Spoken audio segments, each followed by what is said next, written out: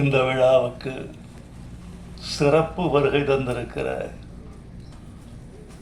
தமிழ்நாடு வணிகர் பேரமைப்பின் பெருந்தலைவர், கருப்பு நெருப்பு என்று எங்களால் அழைக்கப்படும் விக்ரமராஜா அவர்களே, தயாரிப்பாளர் ராஜேந்திரன் அவர்களே, இயக்குனர் ஆதி ஆறுமுகம் அவர்களே, படத்தில் பங்கு கொண்ட கலைஞர்களே, படக்குழுவைச் சேர்ந்த நண்பர்களே, மேடையில் அமர்ந்திருக்கும் மேன்மைக்குரிய பெருமக்களே, இந்த விழாவில் பனை படத்தினுடைய பாடல்களை பாராட்ட வந்து என்னுடைய ஆதி வரிகளையெல்லாம் இந்த அவைக்கு எடுத்துச் சொல்லி என்னையும் களிப்புறச் செய்திருக்கிற இயக்குனர் அரவிந்தராஜ், பேரரசு, அம்மையார் வடிவுக்கரசி அவர்கள், இன்னும் பெருமைக்குரிய பெருமக்கள் அனைவருக்கும் என் அன்பான வணக்கத்தையும், ஊடக நண்பர்களுக்கும் பத்திரிகையாளர்களுக்கும் என் அன்பையும் தெரிவித்துக் கொள்கிறேன். நண்பர்களே, இந்த விழா வித்தியாசமாக தொடங்கி வித்தியாசமாக நடந்து மிக மாறுபட்ட முறையில் முடிந்திருப்பதாக நான் கருதுகிறேன். ஒரு படத்தின் பாடல்கள், ஒரு படத்தின் கலைக்கூறுகள், ஒரு படத்தின் அழகியல், இவற்றோடு முடிவதுதான் ஒரு திரைப்பட பாட்டு வெளியீட்டு விழாவின் சம்பிரதாயங்கள் அல்லது கண்மூடித்தனமான மரபுகள். ஆனால் அதை தாண்டி இந்த விழா சமூகம் குறித்து பேசியிருக்கிறது, மண் குறித்து பேசியிருக்கிறது, மண்ணின் தாவரமான பனையை குறித்து பேசியிருக்கிறது. இந்த பனை என்பது படத்தின் பெயர் அல்ல. இந்த பனை என்பது மண்ணின் பெயர், மக்களின் பெயர், நம்முடைய கலாச்சாரத்தின் குறியீடு என்று நான் கருதுகிறேன். ஒரு படத்திற்கு தலைப்பு மிக மிக முக்கியம். என்னை பொறுத்து கொண்டால் நான் ஒரு செய்தியை சொல்ல வேண்டும் என்று ஆசைப்படுகிறேன். கடந்து போய்விடுவது என்பது எளிது. ஆனால் கடந்து போகிற பொழுதே கருத்து சொல்வது ஒரு கருத்தாளரின் உரிமை, மரபு என்று நான் கருதுகிறேன். இப்போது வருகிற தமிழ் திரைப்படங்களின் பெயர்களை பார்த்தால் நான் கொஞ்சம் துக்கப்படுகிறேன், சில நேரங்களில் வெட்கமும் படுகிறேன். அந்த பெயர் எனக்கு ஒன்றையும் குறிப்பிட்டு சொல்லவில்லை. அது வெறும் ஒரு சொல்லாக இருக்கிறது. தமிழில் சொற்களுக்கா பஞ்சம், தமிழில் தலைப்புகளுக்கா பஞ்சம், தமிழில் அழகான சொல்லாடல்களுக்கா பஞ்சம். நல்ல பெயர்களை, தனித்துவமான பெயர்களை ஏன் நீங்கள் சூடக்கூடாது என்று பார்க்கிறேன். பத்திரிகைகளில் அந்த அதிகாலை செய்திகளை புரட்டி பார்க்கிற பொழுது, தலைப்புகளை பார்க்கிற போது, அடுத்த பக்கம் செல்வதற்குள் அந்த தலைப்பு ஒரு மின்னலை போல் என் மூளையை கடந்து முடித்து விடுவதை பார்க்கிறேன். தலைப்பு என்றால் நெஞ்சில் தைக்க வேண்டாமா? என் இருதயத்தில் சென்று பசை போட்டு ஒட்டி கொள்ள வேண்டாமா? என் நான் திருப்பி உச்சரிக்க வேண்டாமா? ஒரு தலைப்பு என்பது ஒரு படத்திற்கு ஒரு கருத்தை சொல்வதாகவும், இன்னொன்று ஒரு காட்சியை விரியச் செய்வதாகவும், அது குறித்த எதிர்பார்ப்பை ஏற்படுத்துவதாகவும் அமைய வேண்டும் என்றுதான் நம்முடைய முன்னோர்களெல்லாம் தலைப்பு வைத்தார்கள். பழைய தலைப்புகளை எல்லாம் பார்த்தால் அந்த தலைப்பில் கதை வரும். மங்கையர் உள்ளம் மங்காத செல்வம் என்றால் ஒரு சமூகத்தின் பண்பாடே வந்துவிடும். கணவனே கண்கண்ட தெய்வம் என்று சொன்னவுடன் ஒரு கலாச்சாரத்தின் விழுமியம் வந்து விடுகிறது. அதெல்லாம் பழசு என்று நமக்கு தெரியும். ஆனால் அந்த வழியில் வருகிறவர்கள் தலைப்புகளில் ஒரு ஆழ்ந்த கவனத்தை செலுத்தி நிகழ்காலத்தின் பொருள் குறித்தும், நிகழ்காலத்தின் மாற்றம் குறித்தும், நம்முடைய விழுமிய போக்குகள் எது விழுகிறது எது எழுகிறது என்பது குறித்தும் இந்த தலைப்புகள் ஏதாவது மக்களுக்கு சொல்லி செல்ல வேண்டும் என்று நான் விரும்புகிறேன். தலைப்பு வைக்கிற தமிழ் இயக்குனர்கள், தயாரிப்பாளர்கள், கதாசிரியர்கள் தயவு செய்து அழகான தமிழ் பெயர்களை படத்துக்கு சூட்ட வேண்டும் என்று நான் அன்போடு விரும்பி கேட்டுக்கொள்கிறேன். இது ஒரு கவிஞனுடைய வேண்டுகோள் அல்லது ஒரு பாடலாசிரியரின் வேண்டுகோள் என்று நினைத்து விடாதீர்கள். இது தமிழ் மக்களின் வேண்டுகோள், பாமரனின் வேண்டுகோள், உழவனின் வேண்டுகோள், மூட்டை தூக்குகிற தொழிலாளியின் வேண்டுகோள், விறகு வெட்டியின் வேண்டுகோள். அவன் தமிழோடு இருக்க வேண்டும் என்று விரும்புகிறான். நீங்கள் தள்ளி நிற்கிறீர்கள். நான் உங்களை கேட்கிறேன், ஒரு தலைப்பை மாறுபட்ட முறையில் தமிழுக்கு விரோதமாக வைத்து அந்த படம் வெற்றி பெற்று விட்டது என்று நீங்கள் சொன்னால் நான் ஏற்றுக்கொள்கிறேன். வெற்றியும் பெறுவதில்லை. பிறகு ஏன் இந்த படத்திற்கு எனக்கு கதை சொன்ன இயக்குனர் இந்த படத்திற்கு விதை என்று பெயர் வைத்திருக்கிறேன் என்று சொன்னார். நான் சொன்னேன், விதை நல்ல பெயர்தான், ஆனால் நீங்கள் சொல்ல விரும்புகிற கதையை விட்டு விதை தள்ளி நிற்கிறது. எனவே இந்த படத்தின் ஒட்டுமொத்த இருதய துடிப்பும் தலைப்புக்குள் வர வேண்டும் என்றால் தம்பி பனை என்று பெயர் வைக்க வேண்டும் என்று சொன்னார். அவர் உடனே ஏற்றுக்கொண்டார். விதையை விட பனை எனக்கு இன்னும் பக்கத்தில் இருக்கிறது ஐயா என்று சொன்னார். வாழ்க என்று சொன்னேன். மேல்நாட்டில் எப்படியெல்லாம் தலைப்பு வைப்பார்கள் தெரியுமா? ஒரு ஆங்கில படத்துக்கு தலைப்பு தி விண்ட் cannot read, காற்றுக்கு படிக்க தெரியாது என்று தலைப்பு வைத்தார். எப்படி டைட்டில் போட்டான் தெரியுமா? காற்றுக்கு படிக்க தெரியாது, இது டைட்டில்.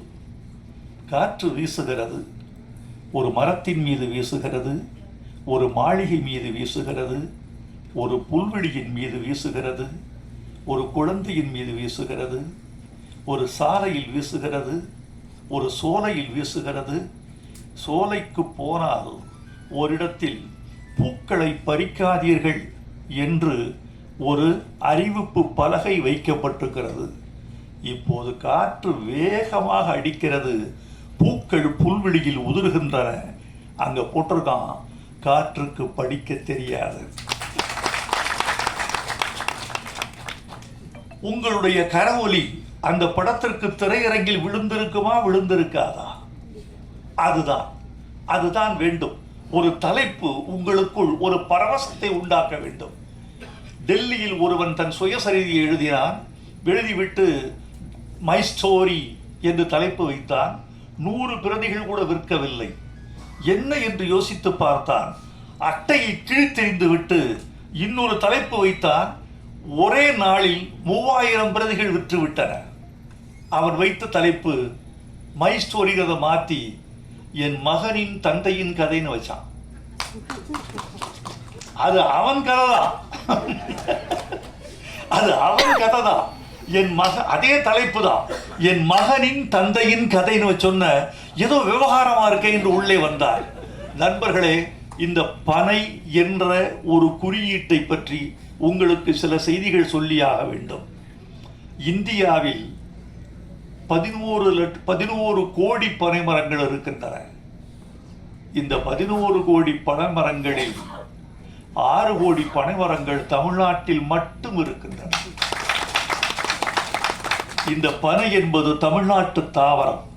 ஆப்பிரிக்காவிலிருந்து மனித இனம் மடகாஸ்கர் தாண்டி இந்தியா வழியே வந்து ஆஸ்திரேலிய கரையில் சென்று குடியேறிய காலத்தில் கடத்தி வரப்பட்ட மரம் பனைமரம். இந்த பனைமரத்தை சாதாரணமாக கருத வேண்டாம், வெறும் மரம் என்று. நம்முடைய முடியாட்சியோடு சம்பந்தப்பட்டிருக்கிறது, நமது கலாச்சாரத்தோடு சம்பந்தப்பட்டிருக்கிறது. சேர சோழ பாண்டியர்களுக்கு 3 கொடி இருப்பது தெரியும். சோழனுக்கு புலிக்கொடி, பாண்டியனுக்கு மீன்கொடி, சேரனுக்கு விற்கொடி என்பது உங்களுக்கு தெரியும். இந்த 3 மன்னர்களுக்கு 3 மாலைகள் இருந்த கதை தெரியுமா? பாண்டியனுக்கு வேப்பம்பூ மாலை, சோழனுக்கு ஆத்தி மலர் மாலை, சேரனுக்கு பனம்பூ மாலை. சேர மன்னன் தனது நெஞ்சில் அணிந்த அடையாள பூவாக, தேசிய பூவாக அவன் கருதியது பனம்பூவை. பனம்பூ மாலை அணிந்தவன் சேரன் என்பது நம்முடைய வரலாறு. இந்த பனை மாதிரி தாய் கூட கொடுக்க முடியாது. அதாவது நீங்கள் தாய்க்கு கூட நீங்கள் எவ்வளவு கடமையை செய்ய வேண்டும் என்று உங்கள் மனசுக்குள் ஒன்று இருக்கும். அவள் தாய்ப்பால் கொடுத்ததற்கு நாம் தாய்க்கு செய்ய வேண்டிய கடமை நமக்கு இருக்கிறது என்று நீங்களும் செய்வீர்கள். ஆனால் தாயும் எதிர்பார்ப்பாள், தப்பில்லை, அவளுக்கு அந்த உரிமை இருக்கிறது. இந்த பனை எதிர்பார்ப்பதில்லை. அது உன்னிடம் தண்ணீரை எதிர்பார்ப்பதில்லை, உன்னிடம் பராமரிப்பை எதிர்பார்ப்பதில்லை, உன்னிடம் உரத்தை எதிர்பார்ப்பதில்லை. அது வானத்திலிருந்து நீரை வாங்கிக் கொள்கிறது.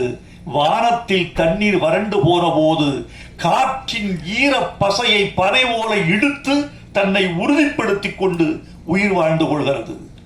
ஒரு 15 வருஷத்துல ஒரு பனைமரம் நின்று நிற்கிறது. ஒரு பனைமரம் ஆண்டுக்கு 150 லிட்டர்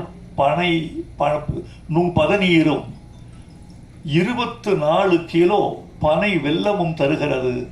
இந்த மரத்தை நாம் ஏன் தமிழ்நாட்டின் தேசிய மரமாக அறிவிக்கக்கூடாது? அறிவிச்சிருக்காங்களா? இருக்காங்க. தமிழ்நாட்டின் தேசிய மரம் என்று சொல்ல முடியுதா? அப்படியே சொல்லுங்க.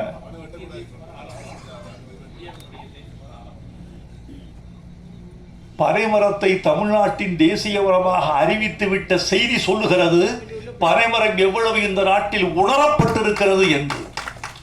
இந்த பனைமரத்தை நாம் வெறும் தலைப்பாக மட்டும் கருத வேண்டாம் தோழர்களே. பனை சார்ந்த வாழ்க்கை, அந்த வாழ்க்கையோடு கூடிய மனிதர்கள், இவர்களின் கதையாக இந்த பனை இருக்க வேண்டும் என்று நான் விரும்புகிறேன். இந்த பனையை காட்சியை இன்றுதான் உங்களோடு நான் நின்று பார்த்தேன்.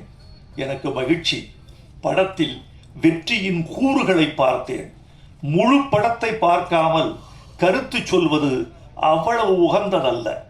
என்னுடைய விருப்பத்தை தெரியப்படுத்திக் கொள்கிறேன். இந்த படம் வெற்றி பெற வேண்டும் என்பது என் விருப்பம், வெற்றி பெற வேண்டும் என்பது என் வாழ்த்து. அதற்குரிய கூறுகள் இந்த படத்தில் இருக்கும் என்று உங்களைப் போலவே நானும் எதிர்பார்க்கிறேன். இந்த படத்திற்கு பாட்டு எழுதினேன்.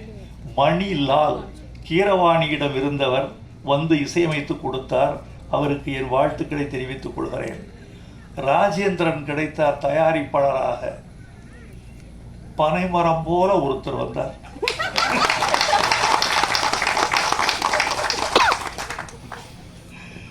பனைமரம் போல ஒருத்தர் நான் பனை எடுக்கிறேன் என்று வந்தார். உங்களுக்கு என் வாழ்த்துக்கள் ராஜேந்திரன். தொடர்ந்து நீங்கள் படம் செய்ய வேண்டும் என்று நான் விரும்புகிறேன். இந்த படத்தின் பாடல்கள் எனக்கு ரொம்ப மகிழ்ச்சி. அரவிந்தராஜும் பேரரசும் இந்த படத்தை வாழ்த்த வந்த பொழுது அவர்கள் தமிழ் பாடல்களை கொண்டாடிய போது நான் மகிழ்ந்து போனேன். ஒரு கலைஞருக்கு எது தெரியுமா மிகவும் மகிழ்ச்சி? இவர்கள் கொடுக்கிற பொன்னாடை, பூமாலைகள், தங்கச் சங்கிலிகள், இவைகளெல்லாம் ஒரு கலைஞனுக்கு பெரிதல்ல. இவைகளால் அவன் பூரித்து போக மாட்டான். அவன் விரும்புவதெல்லாம் ஒரு மேடையில் ரசிகனின் கரவொலி. அந்த கரவொலிக்கு இடையான சங்கீதம் வேறொன்றும் இல்லை. ஒரு மனிதனை உயிர்ப்பிக்கிற சங்கீதம் கரவொலி. அது எல்லோருக்கும் கிடைத்து விடுவதில்லை. அடுத்து அவனுடைய கலையை புரிந்து கொள்ளுதல். என் கலையை நீ புரிந்து கொண்டாய் என்பதுதான் எனக்கு வெற்றி. ஒரு ஓவிய கண்காட்சி நடந்தது. அந்த ஓவிய கண்காட்சியில் ஒரு ஓவியத்திற்கு முதல் பரிசு கிடைத்தது. 3 மாதங்கள் வரவேற்பறைக்கு வெளியே மாட்டப்பட்டிருந்தது. அதற்கு கீழே ஒரு நோட்டு புத்தகம் வைக்கப்பட்டது, பேரேடு. அந்த பேரேட்டின் கீழே எல்லோரும் எழுதி போனார்கள், இந்த ஓவியம் என்னை மயக்குகிறது, ஓவியருக்கு என் முத்தம், இந்த வண்ணங்கள் எனக்கு வேறேதோ சொல்லுகிறது. விதவிதமாக எழுதினார்கள். சற்றே விட்டால் இந்த ஓவியன் ரவிவர்மனை தொட்டு விடுவான் என்றெல்லாம் எழுதி வைத்து விட்டு போனார்கள். 3 மாதம் கழித்து அந்த ஓவியனுக்கு பாராட்டு விழா. அவன் வந்தவன் ஓவியத்தை பார்த்தான். பார்த்துவிட்டு சொன்னான், அட பாவிகளே, 3 மாதமாக என் ஓவியத்தை தலைகீழாகவா மாட்டி வைத்திருந்தீர்கள்?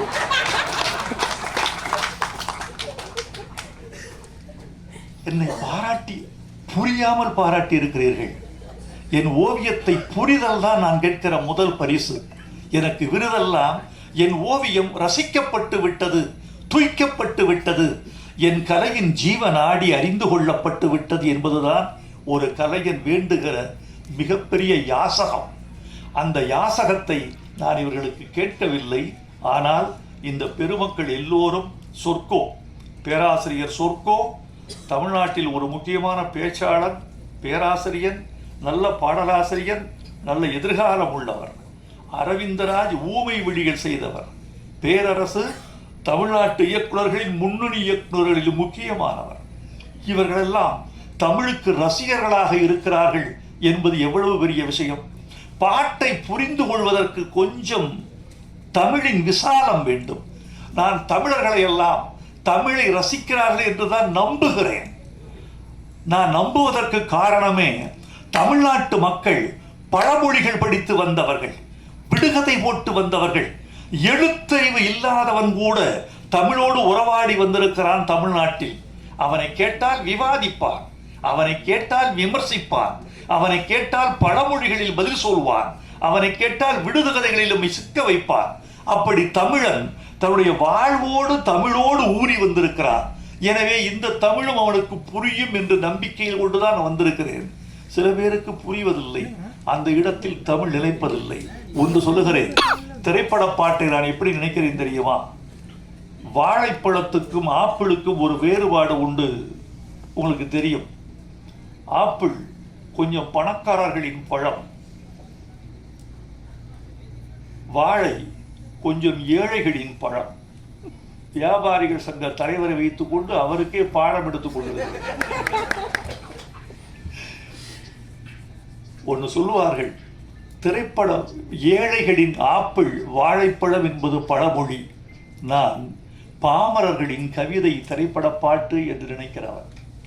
வாழைப்பழம் எப்படி ஏழைகளுக்கு ஆப்பிளின் சக்தியை கொடுக்கிறதோ, பாமரர்களுக்கு கவிதையின் சக்தியை கொடுக்கிறது. நீங்கள் கொஞ்சம் புரிந்து கொண்டால் உங்கள் மூளை விசாலப்படும், உங்கள் ரசனை அகலப்படும், உங்கள் வாழ்வு செழுமை உறும், உங்கள் இதயம் மகிழ்வுறும். உதாரணமா ஒரு பாட்டு, இது புரிஞ்சுக்கிட்டு இருக்கீங்களா? மலர்களைப் போல் தங்கை உறங்குகிறாள் என்று கவிதை வெடித்தார் கவியரசர் கண்ணதாசன். அதில் ஒரு வரி, தங்கைக்கு திருமணமாகிறது, வளர்கிறாள், போகிறாள், வரவேற்கப்படுகிறாள், இப்படி பாட்டு போகுது.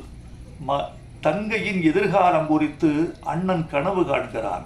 அப்ப சொல்றான், பூமணம் கொண்டவள் பால்மணம் கண்டாள். இந்த பொருள் எத்தனை பேருக்கு புரிஞ்சிருக்கு? பூமணம் கொண்டவள் பால்மணம் கண்டாள். ஒரு கவிஞன் 10 மாதத்தை 4 வார்த்தைகளில் கிடக்கிறான். பூமணம் கொண்டவள், மலர் சூடிக்கொண்டாள் மணவாளனால், பூமணம் கொண்டவள் 10 மாதத்தில் குழந்தை பிறந்துருச்சு, பால்மணம் கண்டாள். அந்த 10 மாதத்தை 4 சொற்களில் கிடக்கிறான் கவிஞன். இதை புரிந்து கொள்கிற போது மொழி மீது காதல், கவிஞன் மீது காதல், நம் மீதே காதல், நம் கலாச்சாரத்தின் மீது ஒரு பெரிய செறிவு விரிவு இதெல்லாம் வருகிறது. கன்னத்தில் ஒன்னே ஒன்று கடனாகத்தாடா, கல்யாண பரிசுல என்ன அர்த்தம்? கன்னத்தில் ஒன்னே ஒன்று கடனாகத்தாடா, கடன் தந்தால் என்ன அர்த்தம்? திருப்பி தரணும். கன்னத்தில் ஒன்னே ஒன்று கடனாகத்தாடா, கடனா கொடுத்துட்டீல்ல, நான் திருப்பி தரணும் இல்ல, நான் வட்டியும் ஸ்போர்ட்ல கொடுப்பேன். நீ ஒரு முத்தம் கொடுத்தால் நான் திருப்பி 1, வட்டி 1, நான் 2 முத்தம் கொடுப்பேன். கன்னத்தில் இதெல்லாம் இவ்வளவு அழகு இருக்கு. இப்போது நான் சொன்ன பிறகு இந்த சபை கைதட்டுவதை பார்த்து நீங்கள் புரிந்து கொண்டால் உங்களுக்கு நீங்களே கைதட்டிக் கொள்ள மாட்டீர்களா? உங்களோடு சேர்ந்து தமிழும் கைதட்டாதா? இது பட்டுக்கோட்டை பாட்டு. வாலி எழுதினாரு, வளையல் போட வர்றாரு கல்யாண பொண்ணுக்கு. கல்யாண பொண்ணு கண்ணான கண்ணுன்னு ஒரு பாட்டு. அதுல பொண்டாட்டி புருஷன் 2ஆக இருந்தால், இது வரைக்கும் தான் தெரியும், பொண்டாட்டி புருஷனுக்கும் பொண்டாட்டிக்கு சண்டை, 2 பேரும் ஒன்னா இருக்கணும், ஆனா 2ஆ இருக்காங்க. இந்த வளையல் போட்டா என்ன ஆகும்? பொண்டாட்டி புருஷன் 2ஆக இருந்தால் சராசரியா எப்படி எழுதுவான் ஒருத்தன்? 1ஆக செய்யும் வளையல், அப்படித்தான் எழுதுவான். பொண்டாட்டி புருஷன் 2ஆக இருந்தா 1 சேர்த்துரும் 2 பேரையும். அப்படிதான் எழுதுவான். வாலி எழுதினாரு, பொண்டாட்டி புருஷன் 2ஆக இருந்தால் 3ஆக செய்யும் வளையல். குழந்தை பிறந்துருமா? இந்த வளையல் சத்தம் அவளை அந்த வளையல் சத்தத்தின் சிணுங்களில் அவள் எழுப்புவதும், அவள் புனகுவதும், அவள் அழைப்பதும், அவள் ஆரவாரம் செய்வதும், அவள் கொஞ்சச் செய்வதும், அவள் மிஞ்சி செய்வதும், 2 பேருக்கும் ஒரு காதல் வளர்வதும், காதல் கலவியில் முடிவதும், அது குழந்தையில் சென்று வளர்வதும் இந்த ஒரு வளையலால் நடக்கும்னு சொல்றான்.